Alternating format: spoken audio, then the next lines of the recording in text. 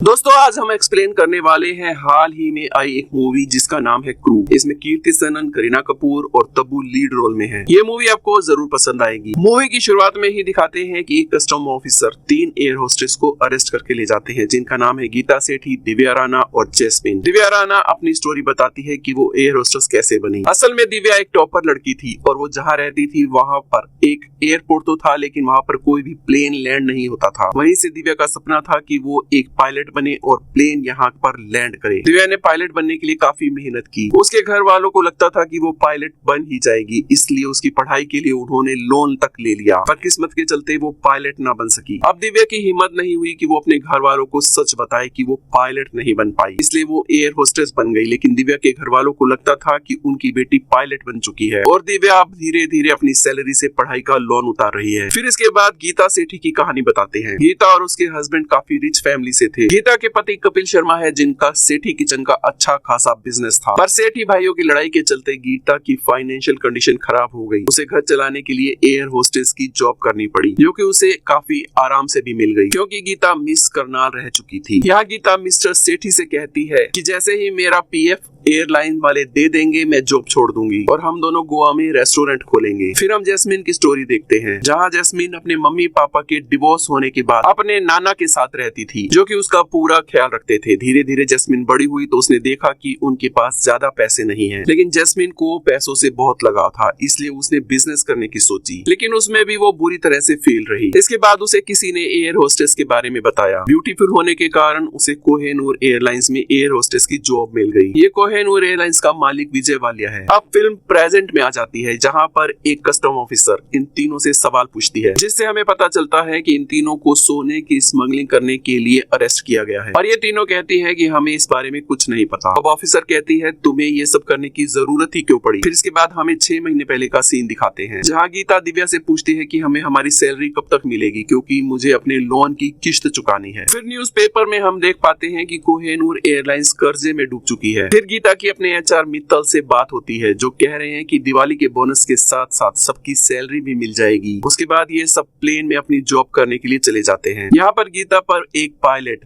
जिसका नाम वनेरा है वो लाइन मारता है। गीता उसे ज्यादा भाव नहीं देती। अब जॉब के बाद इन सबको सैलरी तो नहीं मिली, पर रोजाना के लिए डेली अलाउंस मिलते हैं, जो कि बहुत ही ज्यादा कम थे, और इन सबकी जिंदगी ऐसे ही चल रही थी। साथ ही जैस्मिन एयरलाइंस की एक एम्प्लॉय को कभी कभी पैसे देकर उसकी मदद करती थी, क्योंकि जैस्मिन जानती थी कि उसको पैसों की जरूरत है, पर सैलरी तो उसे मिल नहीं रही थी। इसलिए तंग आकर गीता अपने क्रू के मेंबर राजवंशी से पूछती है कि आखिर हमें सैलरी कब तक मिलेगी, जिस पर राजवंशी कहता है कि एयरलाइंस में ऐसी प्रॉब्लम आती ही रहती हैं। 9/11 में भी कुछ ऐसा ही हुआ था, लेकिन कुछ समय के बाद सब ठीक हो गया था। सभी लोगों को उनके पेमेंट और पीएफ सब कुछ मिल गया था। इसी तरह से ये लोग सब प्लेन में अपनी जॉब ही कर रहे थे, तो गीता राजवंशी को चाय देने आती है, पर वो देखती है कि राजवंशी तो मर चुका है, क्योंकि उसे सांस की प्रॉब्लम थी। तब वो अपने साथियों को बुलाती है और ये डिसाइड करते हैं कि राजवंशी को सीपीआर देंगे। इसके लिए दिव्या और जैस्मिन तो तैयार नहीं होती, पर इंसानियत के नाते गीता करने को तैयार हो जाती है। फिर जैसे ही गीता राजवंशी की चेस्ट प्रेस करने के लिए शर्ट खोलती है, तो उसकी आंखें खुली की खुली रह जाती हैं, क्योंकि राजवंशी कई सारे गोल्ड के बिस्किट की स्मगलिंग कर रहा था। अब ये तीनों राजवंशी को क्रू की सीट पर बिठाने जाती हैं। जैस्मिन कहती है कि क्यों ना हम ये सारा सोना निकाल लें और जॉब छोड़कर चले जाएं और अपनी लाइफ अच्छे से जिएं। जैस्मिन इन दोनों को भी लालच देने लगती है, लेकिन गीता कहती है कि मैं चोर नहीं हूँ, मुझे जेल नहीं जाना है। इसलिए गीता और दिव्या ये सब करने के लिए तैयार नहीं होती। इसके बाद ये लोग राजवंशी की बॉडी और सोना कस्टम वालों को दे देते हैं। यहीं पर हम जयवीर नाम के कस्टम ऑफिसर को देखते हैं, जो कि दिव्या को देखते ही स्माइल देता है। दिव्या जैस्मिन को बताती है कि ये दोनों बास्केटबॉल के टूर्नामेंट के दौरान मिले थे, जहां जयवीर और दिव्या करीब आए और इंटीमेट भी हुए, लेकिन इसके बाद ये फिर कभी नहीं मिले। अब जयवीर आकर दिव्या से बात करता है और उसका नंबर भी लेता है, ताकि वो उसके टच में रह सके। फिर जब कस्टम वाले बताते हैं तो हमें पता चलता है कि ये टोटल 12 किलो सोना लेकर जा रहा था, जो कि अल बुर्ज में ले जाया जा रहा था। इसके बाद कस्टम वाले और भी ज्यादा एक्टिव हो जाते हैं। फिर यहाँ से ये तीनों अपने घर आती हैं और हम देखते हैं कि इनके घर की कंडीशन ज्यादा अच्छी नहीं है। जहाँ पर एक तरफ जैस्मिन ठीक तरह से अपना घर का भाड़ा तक नहीं दे पा रही थी, वहीं दिव्या के पापा को लोन की इंस्टॉलमेंट देने के लिए अपनी ऑटो तक बेचनी पड़ी, और गीता और उसके पति को भी कम पैसों में गुजारा करना पड़ रहा है। अब जैस्मिन के पास उसके नाना आते हैं, जो कि उसे एक सोने की पुश्तैनी अंगूठी देते हैं। घर का भाड़ा देने के लिए जैस्मिन बिना बताए वो अंगूठी बेच देती है। इसके बाद जब गीता सब्जी खरीद रही थी, तो वहाँ उसकी मुलाकात उसके क्रू की मेंबर सुधा से होती है, जो पहले काम काम किया करती थी, गीता सुधा से पूछती है कि मित्तल जी कहाँ हैं? वो मेरा फोन नहीं उठा रहे हैं। असल में मित्तल ने अपनी पहली पत्नी को छोड़कर सुधा से शादी की थी और सुधा कहती है कि अब वो उससे भी ज्यादा बात नहीं करते। फिर हम न्यूज में देखते हैं कि विजय वालिया का इंटरव्यू है जहाँ कहा जा रहा है कि कोहिनूर एयरलाइंस बैंक करप्ट हो चुकी है, लेकिन विजय वालिया कहता है कि ऐसा कुछ नहीं है। बिजनेस में कभी पैसा आता है तो कभी नहीं आता है, लेकिन हम सब मैनेज कर लेंगे और हम अपने 4000 एम्प्लॉयज का विश्वास टूटने नहीं देंगे। अब यह गीता जब अपनी जॉब के लिए निकलने वाली थी तभी उसकी नजर मित्तल पर पड़ती है। वो मौका देखते ही मित्तल की गाड़ी के सामने आ जाती है। इसके बाद मित्तल और वो दोनों गाड़ी में एक साथ हैं। गीता उससे पूछती है कि कोहिनूर एयरलाइंस बैंक करप्ट हो गई है क्या इसीलिए हमारे पैसे नहीं मिल रहे हैं? जिस पर मित्तल कहता है ऐसा कुछ नहीं है, पर बातों ही बातों में वो बता देता है कि हाँ, किसी को भी अब कुछ पैसे नहीं मिलने वाले हैं। गीता ये सुनकर उदास हो जाती है। अब उसके पीएफ का क्या होगा? इसके बाद गीता सीधा एयरलाइंस के वेयर हाउस में दिव्या और जैस्मिन के साथ आती है और वहाँ से सब चीज भरने लगती है, क्योंकि पैसा तो अब मिलने नहीं वाला, इसलिए जो भी चीजें उठा सकती है यहाँ से ले जाए। तब जैस्मिन उससे ये सब करने का कारण पूछती है और सच्चाई जानने के बाद इन दोनों के भी होश उड़ जाते हैं। इस पर जैस्मिन कहती है कि तुम्हारे कारण ही सोना हाथ से निकल गया। दिव्या भी उनको सॉरी कहती है और कहती है कि हाँ, हमें सोना रख लेना चाहिए था। फिर गीता कहती है कि राजवंशी किसके लिए काम कर रहा था, काश हमें पता चल जाता।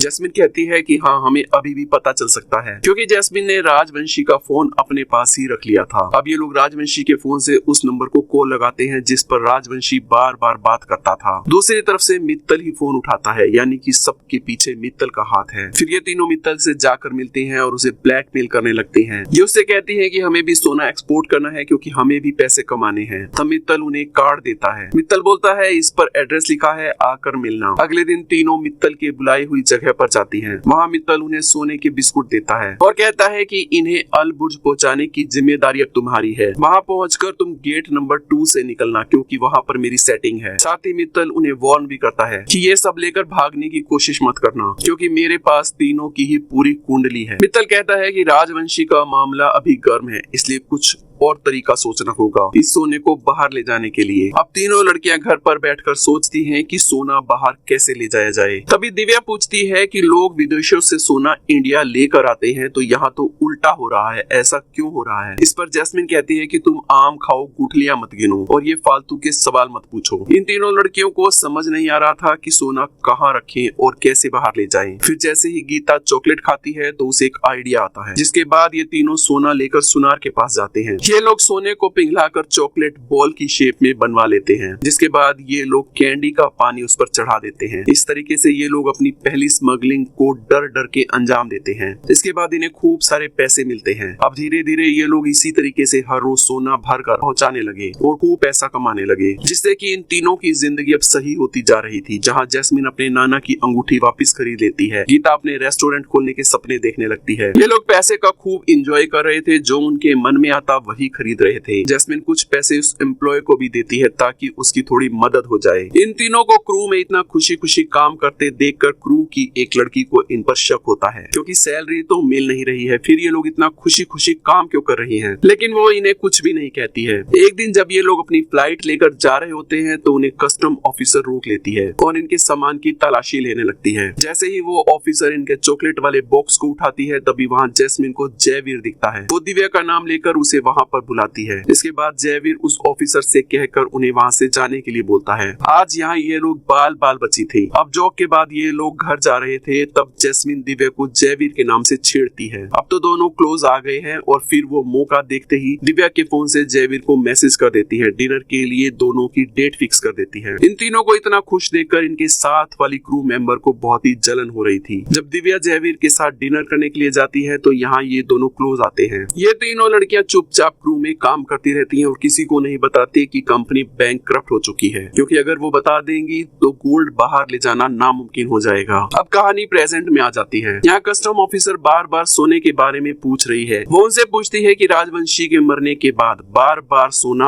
अल बुर्ज में कैसे स्मगल किया गया। वो कहती है कि मुझे इसमें तुम लोगों का हाथ लगता है, लेकिन ये तीनों साफ साफ मना कर देती है। इसके बाद ऑफिसर इनका फोन चेक करने लगती है। जैस्मिन के फोन में उसे तीनों की बार में ग्रैंड पार्टी करते होते हुए फोटो दिखती है। वो पूछती है कि इतना पैसा कहाँ से आया। फिर सीन पास्ट में चला जाता है जहाँ ये तीनों जैस्मिन के बर्थडे की खूब पार्टी मना रही हैं और शैंपेन की बड़ी सी बोतल लेकर नशे में घर लौट रही हैं। जहाँ दिव्या नाम की एक लड़की इनसे टकराती है जो कि इनके क्रू की ही एक मेंबर थी। वो लड़की भी सोचने लगती है कि इन लोगों के पास इतना पैसा कहाँ से आ रहा है। फिर अगले दिन कस्टम ऑफिसर के पास किसी का फोन आता है और उसे टिप मिलती है कि आज की फ्लाइट में सोना बाहर जाने वाला है। वो कस्टम ऑफिसर जयवीर को बताती है कि आज सोना बाहर जाने वाला है और टिप में इन तीनों लड़कियों का नाम भी मिला है। फिर इसके बाद वही सीन आता है जो हमने मूवी की स्टार्टिंग में देखा था, जहां से कस्टम ऑफिसर इन तीनों को अरेस्ट करके अपने साथ ले जाती है। यहाँ पर चेकिंग करने पर ऑफिसर को इनके पास कुछ भी नहीं मिलता, इसलिए यहाँ उन्हें छोड़ दिया जाता है क्योंकि उन्हें ज्यादा देर यहाँ रोकने पर हंगामा हो सकता था। अब वो कस्टम ऑफिसर बाहर आती है और उसे गीता के बैग में चॉकलेट मिलती है। उसे याद आता है कि उस दिन भी उसके पास चॉकलेट ही थी जिस दिन जयवीर ने उन्हें जाने के लिए कहा था। वो जल्दी से आकर उसके बैग से चॉकलेट की बॉक्स निकालती है, जो देखकर ये तीनों लड़कियां डर जाती हैं। अब जैसे ही वो ऑफिसर चॉकलेट खाती है तो वो नॉर्मल चॉकलेट निकलती है, जिससे वो पगला जाती है क्योंकि उसे लगा था कि उसमें सोना होगा। अब कोई भी सबूत तीनों लड़कियों के खिलाफ नहीं था, इसलिए उन तीनों को छोड़ दिया जाता है। फिर हमें 6 घंटे पहले का सीन दिखाते हैं जिसमें कि कैप्टन दिव्या को बताता है कि आज शायद घर जाने में लेट हो जाएगा क्योंकि कस्टम वालों की चेकिंग चल रही है। आमतौर पर पायलट और एयर होस्टेस की चेकिंग नहीं होती थी, लेकिन आज हो रही है। इन तीनों को लगता है कि अब ये लोग बुरी तरह से फंसने वाली हैं। उन्हें अब जेल हो जाएगी, लेकिन दिव्या को आइडिया आता है। वो सोना प्लेन के अंदर ही कहीं छुपा देती है, इसलिए ऑफिसर को सोना नहीं मिलता। अब प्रेजेंट में तीनों को छोड़ दिया जाता है और वो प्लेन सोना लेकर उन तीनों की आंखों के सामने ही उड़ जाता है, जो कि शायद अब उन्हें वापस मिलना बहुत मुश्किल है क्योंकि ड्यूटीज बार बार चेंज होती रहती थी। फिर ये तीनों जब घर जाती हैं तो जैस्मिन कहती है कि ये सब कोमल ने ही कस्टम वालों को बताया होगा क्योंकि उस दिन पार्टी वाले दिन उसने ही उन्हें वहां देखा था। यहाँ किसी बात को लेकर दिव्या और जैस्मिन की लड़ाई हो जाती है। गीता उन दोनों को कार से उतारकर घर चली जाती है। फिर एक दिन जब दिव्या एयरपोर्ट पर ही होती है तो उसका भाई उसे मिलने आता है। वो दिव्या को एयर होस्टेस की ड्रेस में देखकर चौंक जाता है क्योंकि उन्हें तो लगता था कि दिव्या पायलट है। दिव्या अपने भाई को सब सच सच बताती है। वो कहता है कि जैसा चल रहा है वैसा ही चलने दो। अभी कुछ ही दिन और बीते थे कि एक दिन उसी फ्लाइट में सोना नीचे गिर जाता है, जिसकी न्यूज हर न्यूज चैनल दिखा रहा था। ये देखकर गीता काफी डर जाती है कि अब उनका भेद खुल जाएगा, लेकिन मिस्टर शेट्टी कहता है कि डरने की कोई बात नहीं है क्योंकि पुलिस वालों के पास कोई सबूत नहीं है कि ये तुमने रखा है। जयवीर जब ये न्यूज देखता है तो वो कस्टम ऑफिसर से कहता है कि तुम्हारी टिप सही थी। वो ऑफिसर कहती है कि लेकिन अब क्या फायदा, तीनों लड़कियां तो बचकर निकल गई। जयवीर से मिलने जब दिव्या आती है तो वो उस पर काफी भड़क जाता है, कहता है कि मुझे तुमसे कोई बात नहीं करनी। वहीं दूसरी तरफ जब जैस्मिन अपने घर जाती है तो देखती है कि उसके नाना जी उसे हमेशा के लिए छोड़ जाते हैं। वो पूरी तरह से टूट जाती है। यहाँ पर उसके साथ अब दिव्या और गीता आकर खड़ी थी। कुछ दिनों के बाद न्यूज आती है कि विजय माल्या हमेशा के लिए देश छोड़कर भाग गया है और अब किसी भी एम्प्लॉय को एक फूटी कोड़ी भी नहीं मिलने वाली है, जिससे सारे एम्प्लॉय रोने लगते हैं। यहीं पर कोमल की बहस दिव्या और गीता से हो जाती है। कोमल कहती है कि मैंने तुम्हें अपना समझा और किसी को कुछ नहीं बताया। वो कहती है कि मैंने कस्टम वालों को भी तुम्हारे बारे में कुछ नहीं बताया। ये सुनकर तीनों के होश उड़ जाते हैं। जैस्मिन सोचती है कि कोमल ने कस्टम वालों को कुछ नहीं बताया तो फिर वो कौन था। फिर उसे कस्टम ऑफिसर की बात याद आती है जो कह रही थी कि मेरी जासूस इनके जैसी ही पहले एयर होस्टेस रह चुकी है। तब जाकर गीता को याद आता है कि ये काम मित्तल की बीवी सुधा कर सकती है और ये तीनों जाकर सुधा को पकड़ लेती हैं। सुधा उन्हें सच बताती है कि मित्तल ने अब मुझे छोड़ दिया है और उसने बाहर एक फिरंगी को सेट किया है, इसलिए मैंने गुस्से में आकर कस्टम वालों को इंफॉर्मेशन दी ताकि मित्तल पकड़ा जाए, लेकिन इस सब का कुछ फायदा नहीं हुआ। गीता पूछती है कि इतना सोना मित्तल के पास आता कहां से है। सुधा उससे कहती है कि मित्तल का ये सोना नहीं है बल्कि ये सारा सोना विजय माल्या का है, जिससे वो बाहर देश ले जाना चाहता था ताकि यहाँ से आराम से भाग सके। ये सुनकर तीनों लड़कियों के होश उड़ जाते हैं कि उन्होंने पैसों के लालच में अपने ही पैरों पर कुल्हाड़ी मार ली। ना वो विजय माल्या का सोना बाहर ले जाती और ना ही विजय माल्या यहाँ से भागता। सुधा उन्हें बताती है कि विजय माल्या अपनी बेटी की ग्रैंड वेडिंग करने वाला है। तीनों लड़कियां शाम के टाइम एक जगह मिलती हैं। दिव्या कहती है कि मैंने हिसाब लगाया है, हम लोगों ने 3000 करोड़ का सोना बाहर पहुंचाया है, जिस पर गीता कहती है कि अब ये सोना हम ही वापस लाएंगे। तीनों लड़कियां इस बात के लिए मान जाती हैं और अगले दिन विजय माल्या से सोना लूटने के लिए अल बुर्ज पहुंच जाती है। वहाँ रोज विजय माल्या पर नजर रखती है और उन्हें वाल्या जहाँ ठहरा हुआ था होटल के बारे में भी पता चल जाता है, जहाँ उन्हें मित्तल दिखाई देता है। मित्तल के पास वही सोने से भरा बैग था जो कि विजय वाल्या उसे देता था और वो उन लड़कियों को देता था ताकि वो बाहर ले जा सके। बैग को देखकर वो लड़कियां समझ जाती हैं कि विजय वाल्या ने सोना भी यहीं पर रखा है। वो डिसाइड करती हैं कि अब हमें यहीं पर स्टाफ की नौकरी लेनी होगी। इसके बाद गीता एक आदमी से कांटेक्ट करके उसे पैसा खिलाकर यहाँ पर स्टाफ में भर्ती हो जाती है। फिर ये तीनों आगे की प्लानिंग करती हैं कि सोना कैसे निकाल कर ले जाना है। यहाँ पर इनकी एक प्रॉब्लम थी कि पूरे होटल में कैमरे लगे हुए थे। दिव्या सीधा अपने भाई को कॉल करती है जो कि हैकिंग में एक्सपर्ट है। वो कैमरा हैक करने के लिए मान जाता है, लेकिन उसके लिए सर्वर की इंफॉर्मेशन दिव्या को अपने भाई तक पहुंचानी थी, जिसे स्टाफ बनकर दिव्या हासिल कर लेती है और अपने भाई को हैक करने के काम पर लगा देती है। इसके बाद गीता को एक लेडी से पता चलता है कि होटल के रूम का पासवर्ड और कार्ड सिर्फ रूम ओनर के पास ही होता है। बिना उस कार्ड के कोई भी रूम का दरवाजा नहीं खोल सकता, यानी कि उन्हें वालिया के रूम में जाने के लिए उसका कार्ड भी निकालना होगा।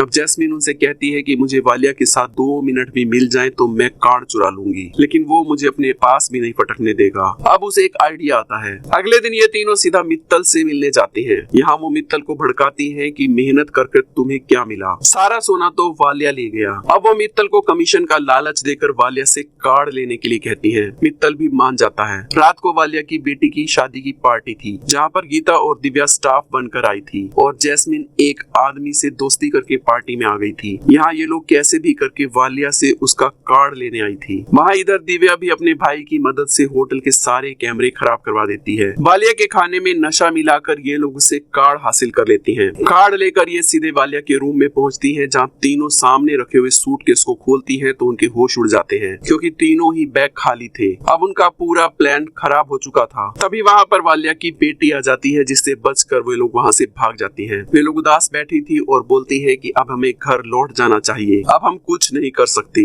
इसके 2 दिन बाद वालिया अपनी बेटी और दामाद के साथ सारा सोना लेकर किसी दूसरे देश जाने की तैयारी के लिए निकलता है और प्लेन में हम देखते हैं कि उसकी खातिरदारी के लिए गीता और जैस्मिन पहले से ही मौजूद थी। तब हमें फ्लैशबैक में सीन दिखाते हैं जहां गीता ने कहा था कि हमें वापस लौट जाना चाहिए। उसी समय जैस्मिन एक टैब निकालती है जो कि उसने वालिया के रूम से उठा लिया था और उससे उन्हें पता चलता है कि वालिया देश छोड़कर किसी आइलैंड पर जा रहा है। यहाँ ये लोग प्लान करते हैं कि हम लोग प्लेन से ही सोना चुरा लेंगे। सबसे पहले इसके लिए उन्हें प्लेन के क्रू को ठिकाने लगाना था। इसके बाद वो लोग खुद क्रू बनकर आ जाते हैं। फिर ये प्लेन में सबको बेहोशी की दवा डालकर शैंपेन पिलाते हैं और वालिया की बेटी उसे पीने से मना कर देती है। वालिया की बेटी बहुत ही ऊट पटांग फरमाइशें करने लगती है, जिसकी डिमांड करते करते ये लोग काफी पगला जाती हैं। फिर थोड़ी देर में सारे लोग बेहोश हो जाते हैं, लेकिन वालिया की बेटी ने कुछ खाया पिया नहीं था, इसलिए वो बेहोश नहीं होती। थोड़ी देर में उसके सोने के बाद ये लोग जल्दी से जाकर वालिया के बैग चेक करते हैं तो सोना उसी में था। ये देखकर वो बहुत खुश होते हैं। तभी पीछे से वालिया की बेटी आती है। वो अपने पापा को जगाने लगती है और दवाई के कारण शोर मचाने के बाद भी कोई नहीं जागता। ये तीनों वालिया की बेटी को बांध देते हैं। जैस्मिन और गीता उस बैग को बंद करके